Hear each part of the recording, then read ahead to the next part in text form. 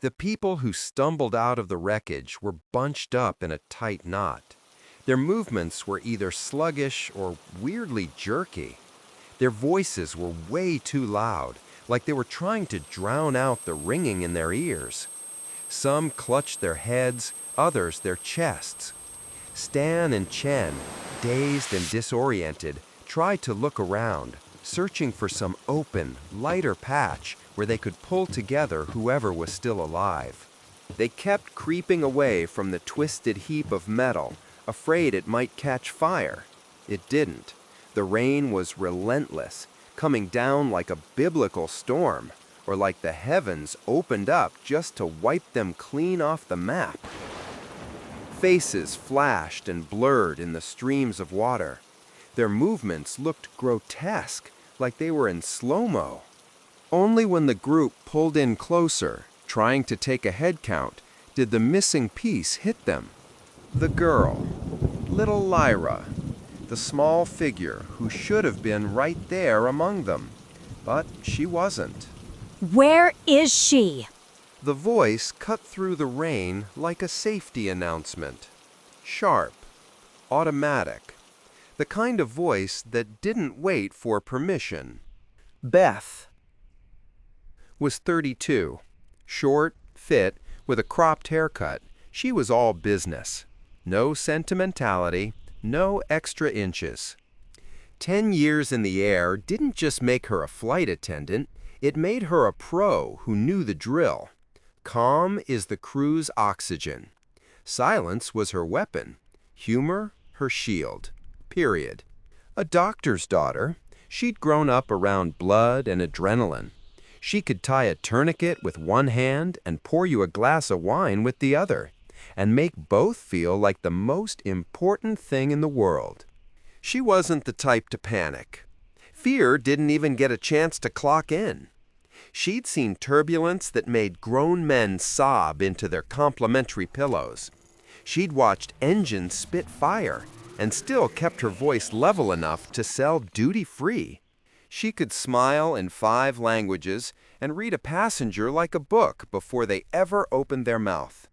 Knew who'd try to argue about the seatbelt sign, who'd press the call button just to feel less alone, who was going to crack the moment the plane shuttered. She smiled at all of them the same, professionally, precisely. Just enough warmth to keep them from coming apart, not enough to let them in. Everything personal stayed zipped up tight behind that navy jacket. She had her own rituals, her own boundaries. The little line inside her head that said, "You're crew, not cargo. You're here to move people from one place to another, not to carry their lives on your back." And here's the kicker. She wasn't supposed to be on this flight at all.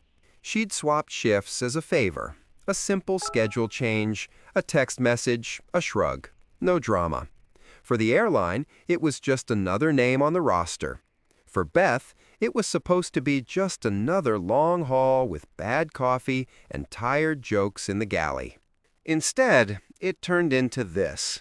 When the plane slammed into the jungle, Beth didn't scream. Her body reacted before her mind did. Action drowned everything else out. Familiar, saving action. Check the breathing. Find the survivors. The orders were short, clipped, precise, straight out of the damn manual. Now, standing in the rain, with mud up to her ankles and metal screaming behind her, she was the first to catch it. Someone was missing. The little biracial girl with the big brown eyes and long curls. The kid who laughed louder than anyone on the plane. Where the hell is she? The kid. Lyra. There was no answer. Silence. At first, everyone clung to the hope she was nearby, hiding, lost somewhere in the shadows. But in this jungle, every shadow was an abyss. Sound dissolved in the rain. They kept calling her name, over and over, but the jungle just swallowed it whole. No echo, just the raspy calls of night birds, the crack of branches, and the pounding of blood in their ears. They started to search, going through the wreckage, among twisted seats, overturned carts, burst open suitcases. The metal groaned under their hands when someone tried to lift a panel or shove a chunk of wing aside. Then, further, deeper into the jungle, into the thick black flesh of the leaves. Every step sank into the mud. Any bush could be hiding a snake or something worse. But their fear for the girl was stronger than their fear of getting killed. Hold on! Did you hear that? The flight attendant threw up a hand. But it wasn't a voice, just the moan of branches breaking under the rain. There! The pilot lunged at the brush, and the others scrambled after him. Chen, 37, was the kind of guy you never think about until you desperately need him. A short Asian-American man with close-cropped black hair and a thin, almost painted-on mustache. A face with zero hooks, nothing to hang a memory on. You wouldn't have been able to describe him to a cop. That was the point. He was built for order. No flash, no drama, just cold efficiency. Punctual, immaculate. He carried out instructions with such precision, it was like he was a goddamn piece of the navigation system. Every movement calculated, every glance measured. He didn't raise his voice, didn't mince words, didn't let his focus drift. In the sky, where one mistake could get you killed, Chen was the embodiment of mechanical calm. He flew with people who controlled fortunes and decided fates, and not one of them could tell you what color his eyes were. He was invisible, the ideal piece of a protocol that had no use for personality. To the captain, he was a second yoke, a mirror that didn't reflect anything. It only repeated. Their connection needed no words. Two disciplines fused into a single algorithm. Everything personal, Chen kept locked away, deep inside, in a safe with no key. That's where his family lived, his wife and son, the ones he went up into the sky for. He never showed their photos, never talked about them. He just called before every flight. Same time, same words, same 3 minutes. His voice never changed. That was the whole point. Before this one, he almost skipped the call. His thumb hovered over the screen a second longer than it should have. Then he dialed anyway.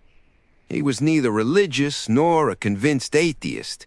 He believed in calculation, in aerodynamics, in checklists, in numbers that don't lie. No passion, just crystal clarity. And then there was this flight.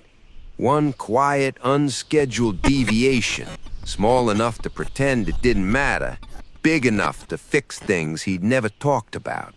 Something he was supposed to move from one place to another, nothing more.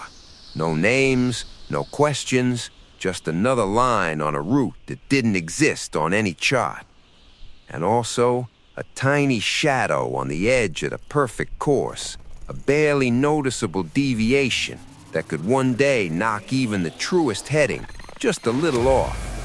Now Chen was knee-deep in mud, tearing through the undergrowth like a man who'd forgotten how to calculate. And then he stopped. She was sitting under a tree, alone, still. Her skin, usually warm and glowing gold, now looked bronzed and cold under the rain, almost metallic. Water ran down her shoulders, her face catching the stray flashes of light. She wasn't crying, she wasn't moving, she was just sitting there, staring straight ahead, right at them, and somehow past them into nothing. Drops fell onto her eyelashes and just stayed there, trembling, refusing to slide off. It felt like even the rain was afraid to touch her. When the flight attendant stepped in close, reached out a hand and whispered, Sweetheart, are you okay? The girl slowly lifted her gaze, too slowly. Her eyes were brown, but something flickered deep inside them, quick and wrong, as if in the reflection of the jungle, another kind of light had flashed, cold, alien, and not from any sky they'd ever seen. What happened? The girl tilted her head, like she was trying to remember what the words meant. The stillness wasn't empty. It was heavy, like the air itself weighed a ton. Michael exhaled sharply, a guttural huh, like he'd been sucker punched. Lucia let out a wet sob, instantly clamping a dirty hand over her mouth. Beth launched herself forward, knees hitting the mud with a sick thud. Beth's voice cracked, the professional flight attendant mask slipping. She grabbed the girl by the shoulders. Status? Check in with me. Anything broken? Can you stand? Just breathe. We made it. The girl shook her head, wobbly, eyes glazed. Her hardware was intact, but her software had crashed. The first officer knelt nearby, shoulders locked tight. His eyes wouldn't settle. They darted around the dark jungle perimeter like he was waiting for the ambush. Stan stood ramrod straight. His hands were spasming, clenching and unclenching on a phantom yoke, fighting a ghost plane that was already dead. Keen stayed silent. He leaned in, checking the kid's pupils. No panic, just cold calculation. Michael broke. He wiped the rain off his face, leaving streaks of mud. He looked around wild-eyed. Jesus Christ, we made it. Is everyone breathing? Who's bleeding? The question hung in the humid air. They looked at each other. The realization hit them like a second crash. Alive. Someone laughed, a jagged, ugly sound that turned into a coughing fit. The captain finally collapsed, dropping heavy into the muck, the crushing weight of command that finally snapped his strings. Chen rasped. He sounded like he was confessing a sin. We were cruising at flight level 300, above the soup, smooth air. Then, snap. Total bus failure. The glass went black. Just dead. Keen asked, flat, clinical. Backups? Stan shook his head. APU didn't kick in. RAT didn't deploy. Nothing. We were dead stick, flying a brick in a thunderhead. The first officer choked out. That's impossible. Physics doesn't work like that. Total blackout? That's a coffin corner. That's the end. Stan muttered, staring at his trembling hands. But not today. Greased it into the trees. Dumb luck. Michael's shock turned into rage instantly. Luck? Luck? You call this flying coffin lucky? I'll sue. I'll sue the airline. I'll sue the manufacturer. He stopped. The jungle swallowed his threat. It sounded pathetic against the roar of the rain. Lucia snapped her head up. Her eyes were manic, glittering in the dark. She screamed, her voice shredding. Sue? Are you insane? Look around. We could die out here in that black hole. No one knows where we are. No one. Beth pulled the little girl closer. It's okay, honey. Shh. It's okay. She was lying. Everyone knew she was lying. The girl stopped rocking. She looked up, eyes wide and hollow. I heard it. The click. It went dark. Like someone blew out a candle.